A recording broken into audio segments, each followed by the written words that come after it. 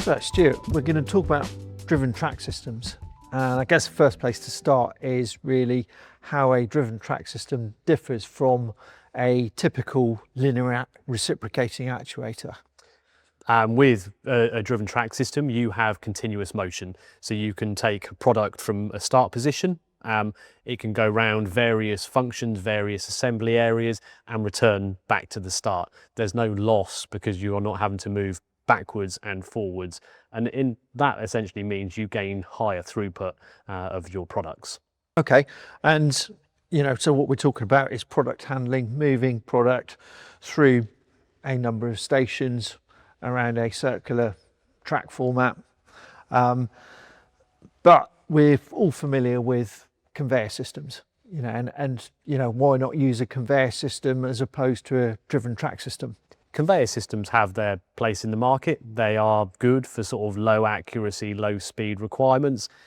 Driven tracks are essentially there for your higher accuracy, higher speed applications, your assembly lines, your product assembly, that type of thing where you need high throughput and much better accuracy.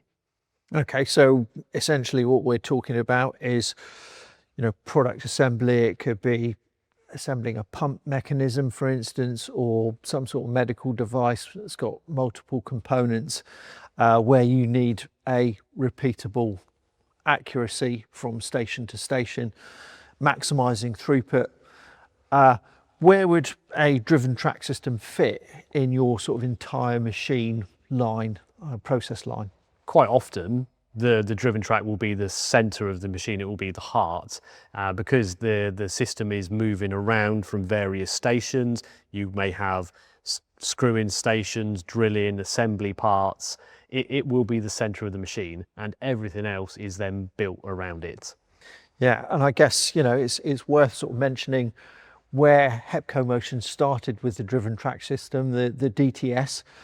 Perhaps you could just tell us a little bit, how we've developed that over the years and where we are today with the technology. The beginning of DTS was a sort of a simplified track with belt drive that used flights that were punched into the belt, which gave an adequate amount of force. But we have sort of moved on over the years to a design now with DTS Plus that has bigger belts, higher driving capacities. That means more speed, more payload, and essentially more throughput of product. And you're talking about the connection to the belt, how's that specifically been optimized? That has been optimized by having a clamp mechanism, whereas ourselves and our competitors quite often will have either the belt drilled or punched.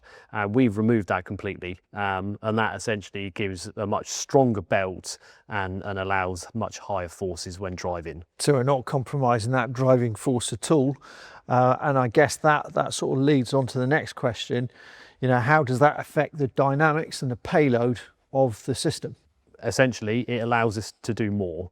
So we can go with higher payload, higher speeds. We're talking about sort of up to and over 2 meters a second and high accelerations.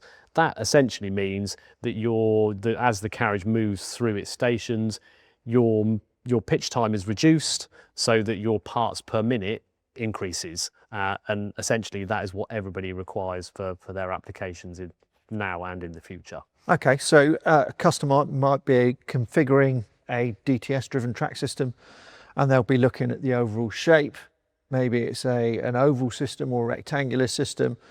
What sort of flexibility have you got in terms of the number of carriages, the pitch of carriages, etc.? From our side, we are sort of open to nearly any configuration the customer needs. We have a wide range of pitches from, I believe, sort of 110 millimeters all the way up to meters of pitches if it were needed, and anything up to and including 100 carriages. So it is pretty limitless in terms of what you can do with it. And on one of these systems, I know there's a number of different size ranges. What are we looking at in terms of ultimate payload on one of these these track systems? So we offer 3 sizes, a 25, a 44 and a 76. The sort of the lightest side, the size 25, typically is 1 to 2 kilos of payload once you take into account dynamics. But you, with a DTS 76, you could easily be looking at 100, 150 kilos while still moving that payload at high speed. Okay, and you know, a lot of the functions, the operation that we see with the DTS Plus is sort of an indexing operation, although it can be continuous. What would you say is a reasonable expectation to say move you know, a 5 kilogram payload, for instance, across a 1 meter index? You know, what could we achieve that in? You would be looking at sort of half a second to a second, depending upon what the payload was, where it was situated on the carriage. We can easily achieve pitches of less than 1 second, and for sort of really high speed applications and short pitches, we can get down to about 0.4 of a second. That's pretty dynamic. Yes. That's yeah, impressive stuff. So we're moving quite quickly. How do we then ensure that we offer the product to the station at the required repeatability or accuracy that, you know, we might be talking, you know, fractions of a millimeter? The belt drive of the driven track is inherently accurate. That gives you good sort of repeatability of position when combined with the servo drive, and you're talking nominally sort of plus or minus a millimeter. The next step from there is a carriage locking system. And that itself will lock the carriage in place with a high accuracy bearing, and then you are talking about repeatability within 50 microns. That's impressive, impressive set of figures, and really good performance, and really does sort of, I guess, show where it differentiates from that standardized conveyor technology that we talked about at the top of this. What about, you know, ultimately machine throughput?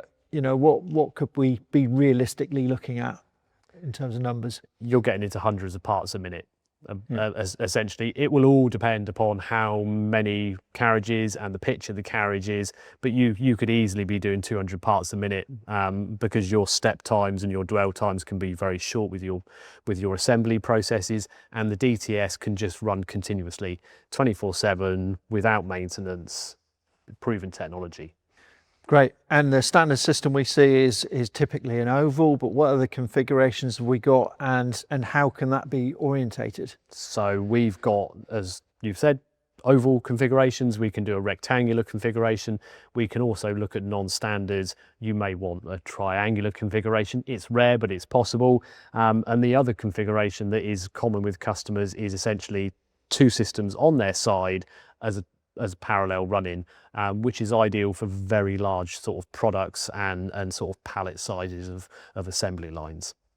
That's great. Thank you very much.